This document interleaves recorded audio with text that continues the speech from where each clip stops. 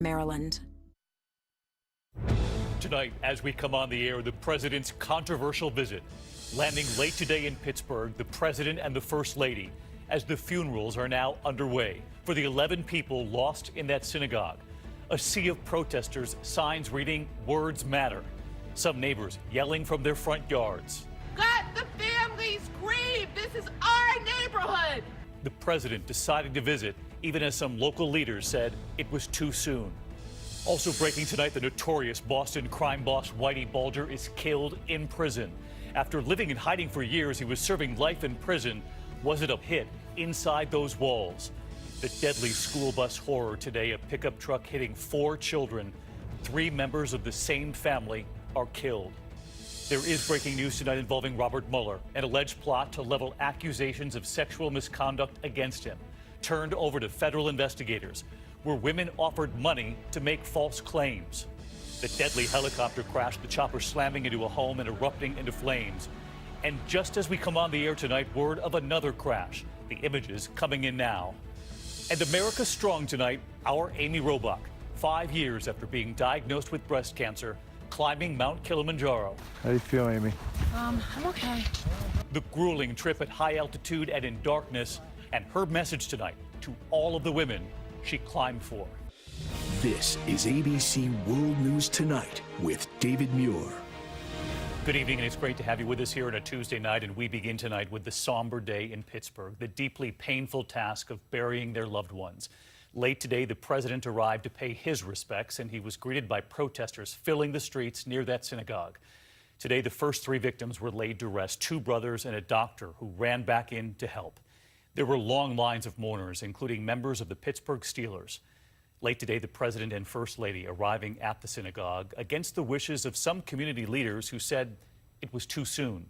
And there were protesters, as far as you could see, holding those signs, "Words Matter" and "Renounce White Nationalism." ABC senior White House correspondent Cecilia Vega leading us off tonight from Pittsburgh. In Pittsburgh today, scenes of unspeakable grief. A line of mourners wrapping around the block for the funeral of Cecil and David Rosenthal, the brothers who never missed a service at Tree of Life Synagogue. Also there to pay their respects, coaches and players from the brothers' beloved Steelers. Today, President Trump and the First Lady, his Jewish son-in-law Jared Kushner and daughter Ivanka traveled to the synagogue. Rabbi Jeffrey Myers there to greet them, the first family following the Jewish custom of leaving stones to honor the dead. But it is a much different trip than the White House had planned. Just half a block away, this scene, neighbors shouting down the president. It's not about you. Let the families grieve. This is our neighborhood. You are not welcome here. Nearby, more than 1,000 protesters carrying signs saying "Words Matter," "Stop encouraging hate," and "You are not welcome in Pittsburgh until you fully denounce white nationalism." The mayor of Pittsburgh had asked the president not to come until the funerals were over, citing security concerns. I do believe that it would be best to put the attention on the families this week. And if he were to visit, choose a different time to be able to do it. Our focus is the city. The White House invited top congressional leaders in both parties to accompany the president. Leader Mitch McConnell, Speaker Paul Ryan, among those who declined, citing scheduling issues. The family of one victim, Daniel Stein, also making it clear they have no interest in meeting with President Trump. They were angered by his words when he said armed guards at the synagogue could have prevented the shooting. If you take a look, if they had protection inside, the results would have been far better. Stein's nephew today telling us the president is blaming Jewish people for what happened to them. And Cecilia Vega with us live tonight from Pittsburgh. And Cecilia, we know the president also went to the hospital to visit survivors, but the president and first lady were obviously aware as they were there of the many who did not want this visit.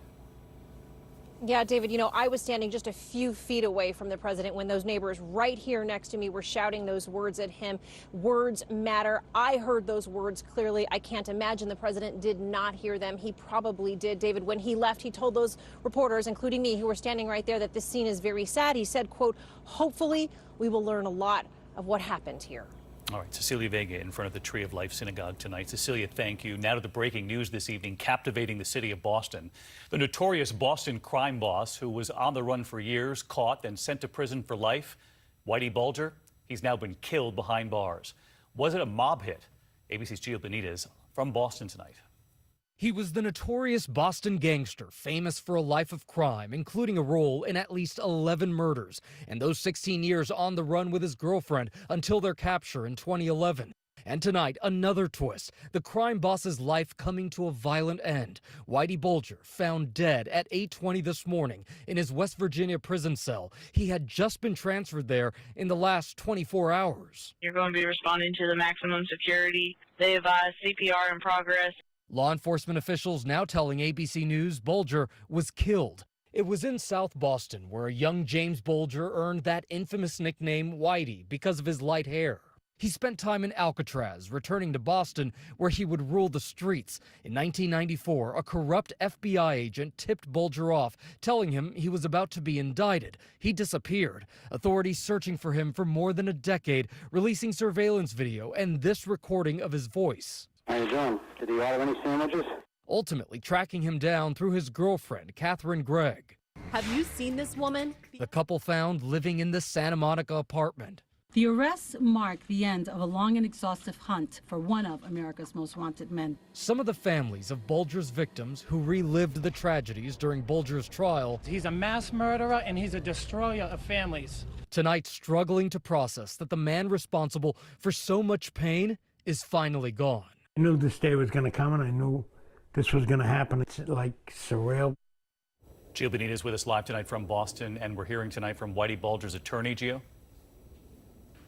Yeah, David, his attorney, J.W. Carney, tells us this in a statement. He was sentenced to life in prison, but as a result of decisions by the Federal Bureau of Prisons, that sentence has been changed to the death penalty. And tonight, the U.S. attorney here in Massachusetts says his thoughts are with the victims and the families. David. Gio, thank you. We also learned late today that a driver of a pickup truck will face charges after a horrifying scene this morning in Indiana. 3 children, all from the same family, were killed as they were crossing the road to their school bus. 9-year-old Olivia Stahl and her 6-year-old twin brothers, Xavier and Mason. A 4th child was rushed to the hospital. ABC's Alex Perez is on the scene tonight.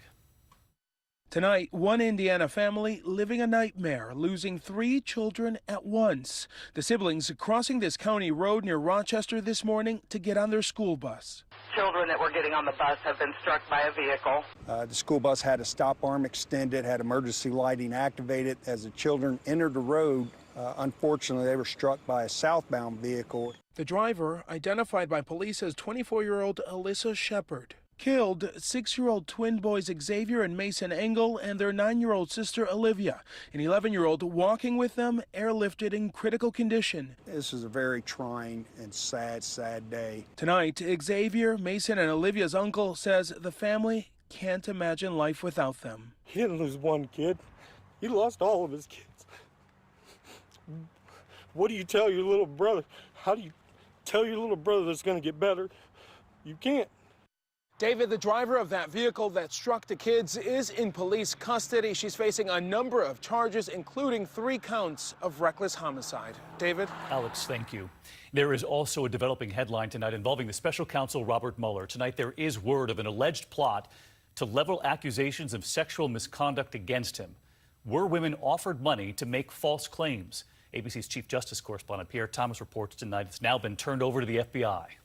Tonight, allegations of a possible smear campaign against special counsel Robert Mueller to frame him with lies about sexual harassment. Several reporters saying a woman contacted them claiming to have been offered $20,000 to make false accusations of sexual misconduct and workplace harassment against Robert Mueller. And today, a rare statement issued in response from special counsel spokesman Peter Carr.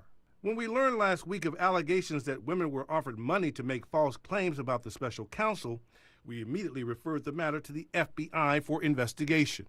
The Atlantic says the woman contacted reporters and claimed that she received a call from a man who said he represented known right-wing conspiracy peddler Jack Burkman. Burkman on social media has in recent days claimed to have damaging information coming soon on Mueller.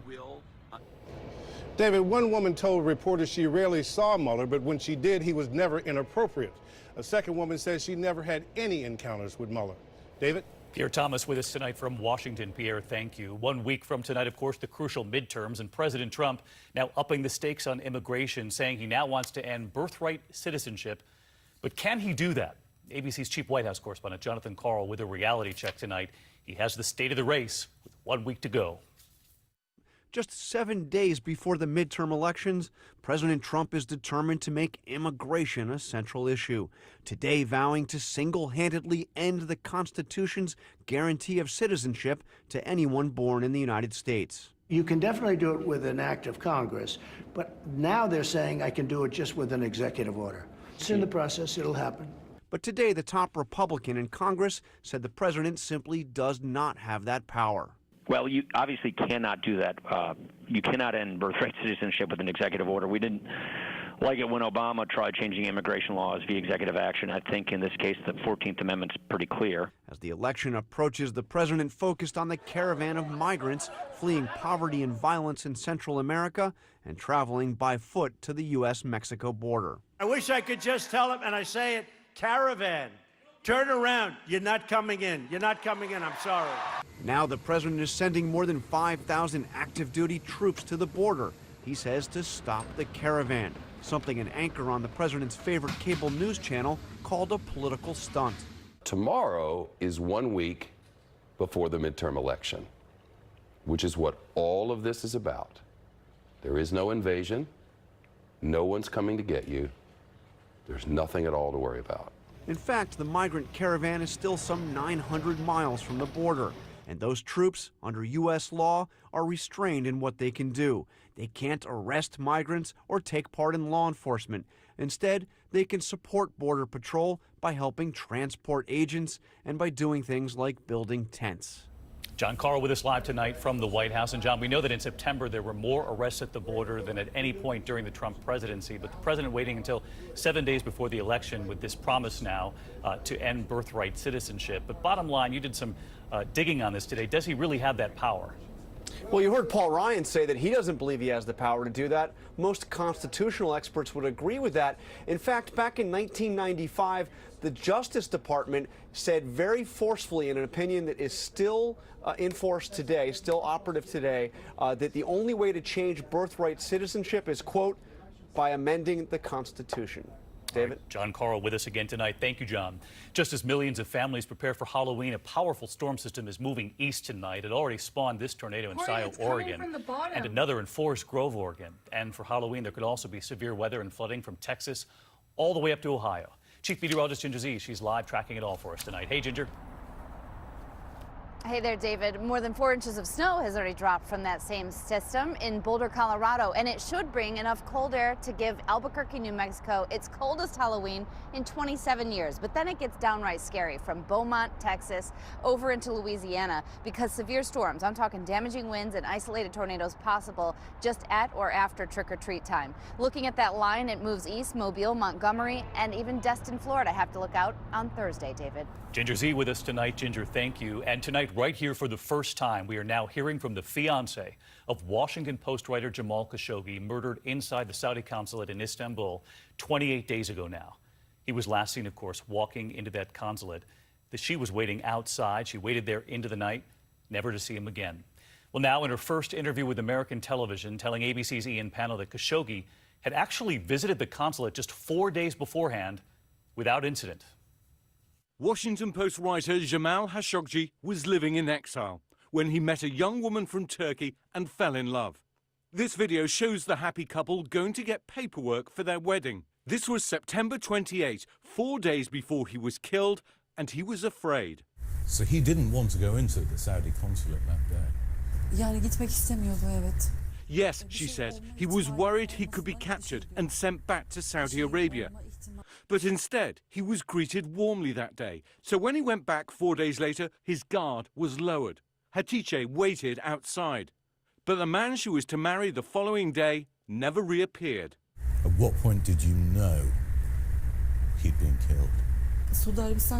I wanted to believe he was alive until the end, she says. It wasn't until the Saudis confessed they killed him that I acknowledged the horrible tragedy of what had happened.